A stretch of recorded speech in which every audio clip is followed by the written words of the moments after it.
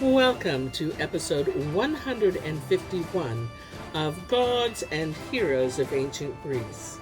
My name is MyLinda Butterworth, and today we continue with the tales of Odysseus and the story of Odysseus Reveals Himself to his son. Pallas Athene had only waited for Eumaeus to leave the hut. The instant he was gone, she appeared on the threshold in the form of a tall, beautiful woman. She did not reveal herself to Telemachus, but only to his father and the dogs, who did not bark, but whined and ran to the other side of the court. The goddess motioned to Odysseus. He understood what she wanted and went outside. She met him at the wall and said, "Odysseus, you need no longer conceal your true self from your son. It will be better if both of you go to the city together to bring doom to the suitors. I shall not fail to join you, for I burn with eagerness to punish those scoundrels." So said the goddess, and touched the beggar with her golden staff, and a miracle took place. He grew taller. His face became smooth and tanned, and his hair and beard were thick and curled. A fine tunic and mantle clothed his strong bronzed limbs. When she had brought about his change, the goddess vanished. Odysseus re-entered the hut, and his son gazed at him in amazement.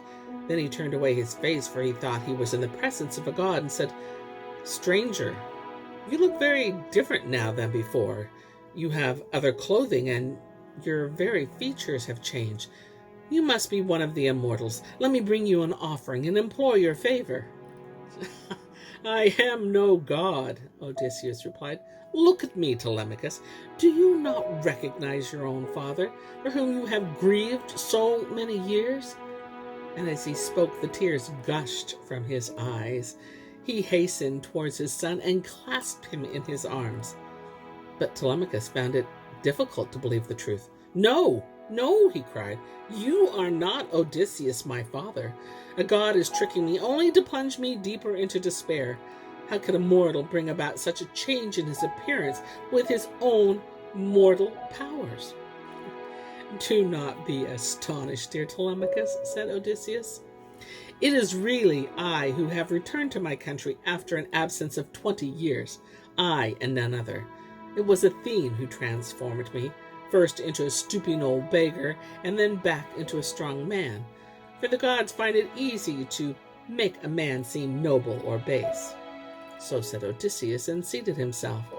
And now Telemachus took courage and put his arms around his father. Both father and son were stirred by the long years of sorrow they had suffered, and they had lamented as loudly as parent birds whose unfledged young have been stolen from the nest. When they had wept their fill, Telemachus at last asked his father on what ship he had come home. Odysseus told him the story and then said, "And now that I am here, my son, Athene wants us to take counsel as to the best way to revenge ourselves on our foes. Name the suitors to me so that I may know how many of them there are, and whether the two of us are enough to cope with them, or whether we should look around for allies." "Your glorious deeds have been told to me over and over, father," Telemachus answered. "I know that you are both strong and wise. Nevertheless, we two could never prevail against the suitors.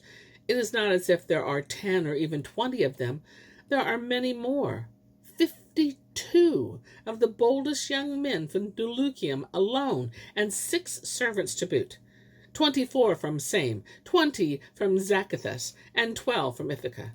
And then there's Medon, the herald, and 2 cooks. So, if it is at all possible, let us try to get others to help us."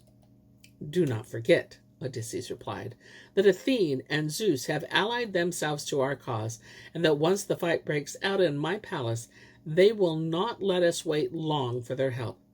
Now my plan is this. You must return to the city tomorrow and take your place among the suitors as though nothing had happened. By Athene's touch, I shall again assume the shape of a beggar, and the swineherd will conduct me to the palace. No matter what they do to me, even if they throw things at me and drag me across the threshold, you must curb your heart and bear it. You may try to calm them with words, but they will not listen to you. At a sign from me, you shall take all the weapons hanging in the great hall and hide them in one of the upper chambers of the house.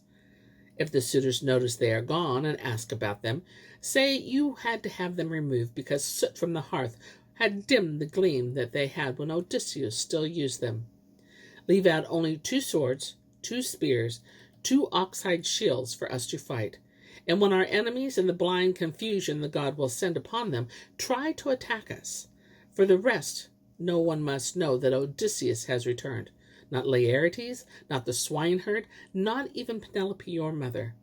In the meantime, I shall test the servants and find out who still honors and fears me, and who has forgotten me and does not reverence you. Dear father, said Telemachus, I shall certainly do just as you say, but I do not think testing the servants will help us.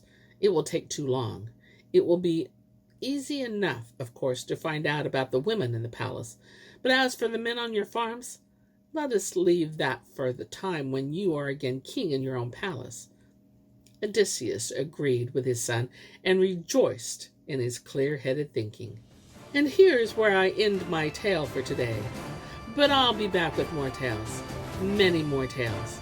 Until then, my friends, enjoy the journey.